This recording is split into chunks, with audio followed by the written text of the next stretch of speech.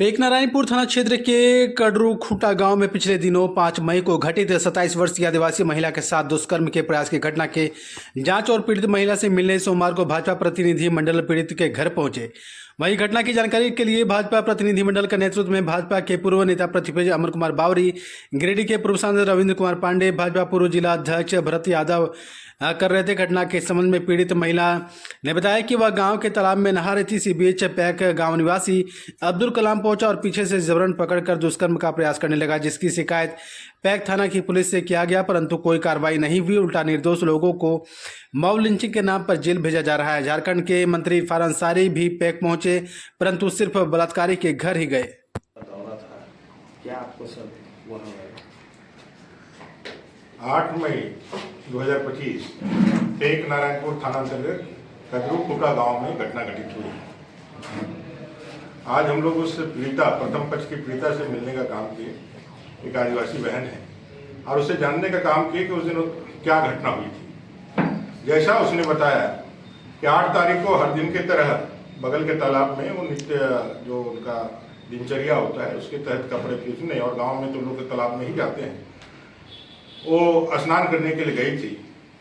इसी बीच पीछे से आकर के एक व्यक्ति ने उसके साथ दुस्साहस करने का काम किया, उसके इज्जत आबरू पे हाथ डालने का काम किया। जोर जबरदस्ती में उस कीचड़ में जितना ताकत हो सकता था उस दुष्कर्म का प्रयास करने वाले, उस मानवता के दुश्मन ऐसे अपराधी का उसने पूरी ताकत लगाई। किसी तरह से दांत काट करके हाथ में वो अपने जान को बचा के, अपनी इज्जत को बचा करके भागी, और आवाज देने पर यह अपराधी भाग गया, लेकिन मोटरसाइकिल ले जा नहीं जा पाया। और जिसके साथ ये शिनाख्त हुआ कि बगल के ही पेक नारायणपुर पंचायत के ही अब्दुल नाम के एक व्यक्ति का गाड़ी है। वो व्यक्ति पकड़ा भी गया। ग्रामीणों के समक्ष उसने यह स्वीकार भी किया कि अकेली महिला को देख करके उसके मन में पाप जागृत हुई और पाप कर्म करने के लिए वो वहां तक पहुंचा। उसके बाद एक घटना हुई। किसी भी आम नागरिक के या किसी भी मानव के सामने अगर बहू बेटियों के साथ कोई दुष्कर्म या कोई इस तरह की घटना करेगा, स्वाभाविक है कि उसके साथ लोग जोर जबरदस्ती करेंगे, 1-2 झापड़ मारे होंगे, 1-2 झापड़ मारे। उसके बाद घटना क्या हुई ये तो नहीं मालूम। उसके बाद उन लोगों ने बताया कि उसके बाद हम लोग तो अपने घर पे थे, हम थाना चले गए। थाना जाकर के उन्होंने कंप्लेन करा। उसी दिन शाम 164 का बयान भी हुआ, लेकिन उसके बाद भी इस पीड़िता के न्याय के लिए कोई कार्रवाई आगे नहीं की। राज्य सरकार का भूमिका बहुत ही संदिग्ध और बहुत ही अमर्यादित है। संविधान की धज्जियां उड़ाने वाला है और मानवता को शर्मसार करने वाला है। एक दुष्कर्म का प्रयास करने वाला अपराधी, जिसके पिताजी का भी पता चला, जिसके खानदान का भी पता चला, वो भी अपराधी रहे हैं और जिन्होंने जेल में अपना दम तोड़ा है। ऐसे अपराधी परिवार का महिमा मंडन करने के लिए राज्य के मुख्यमंत्री इरफान अंसारी सिर्फ इसलिए चले आते हैं क्योंकि वे उनके समाज का व्यक्ति है। उसको ये ध्यान नहीं रहता है कि एक आदिवासी राज्य के आदिवासी बेटी के साथ इस तरह की घटना होगी। इरफान अंसारी तो अपने धर्म, अपने पंथ और अपने राजनीति के शिकार होकर के यहाँ पहुंचे, लेकिन मैं सीधे राज्य के मुख्यमंत्री हेमंत सोरेन जी से पूछना चाहता हूँ, आप आदिवासी मुख्यमंत्री हैं, बहुत उम्मीद है लोगों को। दूसरी बार झारखंड में आपको सत्ता सौंपा है। उनकी धर्मपत्नी श्रीमती कल्पना मुर्मू जी से, जो अब सक्रिय राजनीति में है, माननीय विधायक हैं, मैं उनसे पूछना चाहता हूं, आज घटना के 10 दिन हो गए, कहीं नहीं आप लोगों ने इस विषय पे एक भी संज्ञान लिया। क्यों नहीं आपने एक बीडीओ, सीओ या किसी कर्मचारी को भी वहां भेज करके उस आदिवासी बहन की पीड़ा को जानना चाहा? भैया क्या घटना हुआ था, क्या हुआ था? जो बात की घटना है तो प्रतिक्रिया स्वरूप है, लेकिन पहले उस घटना को करवाने के लिए जो जिम्मेदार कारण है उसके ऊपर आपने क्या किया? आपने कुछ नहीं किया।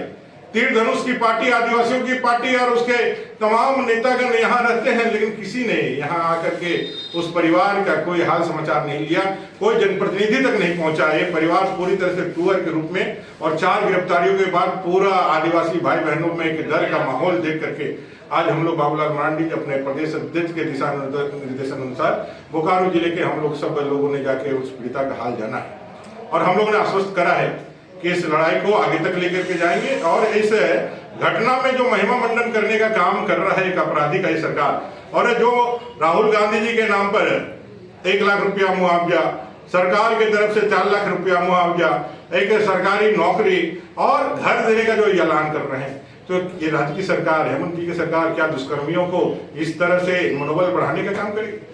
जो काम पहले मदरसे करते थे, इस तरह की घटनाओं को अंजाम देने के लिए, लोगों को आगे बढ़ाने के लिए, ऐसे हम लोग सुनते थे कि मदरसों की तरफ से इनाम दिया जाता है। अब क्या राज्य की सरकार यह काम करने वाली है क्या?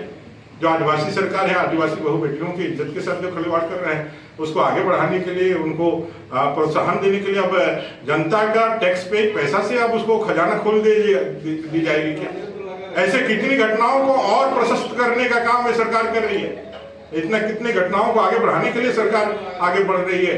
राज्य सरकार थोड़ा भी शर्म है तो आगे जागे और इस आदिवासी बहन की जो आज रोते हुए कह रही है कि मेरा पति बाहर काम करने गया है, अब वो आएगा तो मुझे एक्सेप्ट करेगा कि नहीं, जिसके जीवन के सामने एक निराशा छा गया है, जिसके जीवन के सामने एक अंधकार एक जो प्रश्न आ गया है, जिस तरह से इरफान अंसारी डेली अखबारों के माध्यम से इस आदिवासी परिवार और आदिवासी बहन के चरित्र का हनन कर रहा है और एक अपराधी का महिमा मंडन कर रहा है, इससे साफ दिख रहा है कि हेमंत सोरेन जी आज तुष्टीकरण की राजनीति में पूरी तरह से जकड़ गए हैं।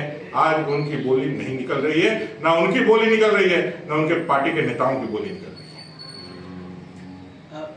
नेताजी, पूर्व डॉक्टर इरफान अंसारी जो हेमंत सोरेन जी के मंत्रिमंडल के सदस्य हैं, हेमंत सोरेन जी के सह पर, कांग्रेस के राहुल गांधी के सह पर आदिवासी भाई बहनों का, आदिवासी माताओं बहनों का, झारखंडी भाई बहनों के इज्जत के साथ इसी तरह से खिलवाड़ करते हैं, उनका मान मर्दन का काम करते हैं और झारखंडियों के मनोबल को तोड़ने के लिए इरफान अंसारी को मुख्य बनाया गया है। इसके पीछे की पूरी स्क्रिप्ट हेमंत जी की सरकार और कांग्रेस के राहुल गांधी लिखते हैं। ये कांग्रेस वाले राहुल गांधी की तरफ से 1 लाख रुपया मुआवजा मृत को दे रहे हैं, भाजपा वाले भी कुछ इस तरह से इन लोग को दे रहे हैं? देखिए, हम लोग महिला जो पीड़ित महिला है उसके साथ हम लोग उसके न्याय के साथ खड़े हैं। और जो गलत तरीके से निर्दोष लोगों को जेल के अंदर डाला गया है उसके लिए कानूनी लड़ाई लड़ने के लिए हम लोग खड़े हैं। अनुसूचित जनजाति आयोग हो चाहे महिला आयोग है, उसके माध्यम से इस राज्य सरकार को यह मजबूर करना कि वो न्याय के साथ खड़ा रहे, ना कि तुष्टीकरण वोट बैंक की राजनीति करके अपराधी के साथ भी खड़ा रहे। इस दिशा में आगे बढ़ने का हम लोग काम करेंगे और उसको न्याय के साथ दिलाएंगे और उसको जो भी यथोचित मदद की दरकार होगी वो मदद हम लोग करने का काम करेंगे। एक लास्ट प्रश्न है, अगर किसी ने इस तरह का कुकर्म किया, किसी भी महिला के साथ घटना नहीं होनी चाहिए, लेकिन उसको मारना, कानून हाथ में लेना, ये जायज है? मैं इस घटना की निंदा करता हूं, लेकिन मैं भी एक प्राणी हूं और आप भी एक प्राणी हैं। आपकी आंखों के सामने अगर आपकी निर्बल और असहाय बहु बेटियों के साथ कोई दुष्कर्म की घटना करने का प्रयास करता है और वो यदि सामने में पकड़ा जाता है तो उसके साथ एक दो झाप, कितना भी अहिंसा पसंद, कानून पसंद व्यक्ति हो, लेकिन स्वाभाविक प्रतिक्रिया स्वरूप वो थाने को जाकर के नहीं कहेगा एक दो झाप मारे गए, एक दो झाप ही मारा गया था। आगे की घटना कैसे घटित हुई ये तो पुलिस प्रशासन के अनुसंधान के बाद पता चलेगा। ये तो एक अपराधी को बचाने के लिए अगर आदिवासी परिवार को पूरी तरीके से जो है उसके चरित्र का हनन करने का जो प्रयास किया जा रहा है। देखिए, ऊपर घाट का और ये पूरे क्षेत्र का इतिहास बहुत रक्त रंजित रहा है। आदिवासी भाई हाथों में हथियार लेकर के इसीलिए निकले थे क्योंकि उनके साथ इसी तरह बहु बेटियों की इज्जत आबरू, उनके बकरी, उनके मवेशियों के साथ भी सुरक्षित नहीं रहते थे। ऐसे अपने जीवन को उन्होंने देखा है। अभी उग्रवाद उन्मूलन आगे बढ़ा है, ऐसे समय में इस तरह की घटना को अगर सरकार का मौन समर्थन प्राप्त रहे तो ये चीजें फिर से उस दौर को याद कराने लायक होगी।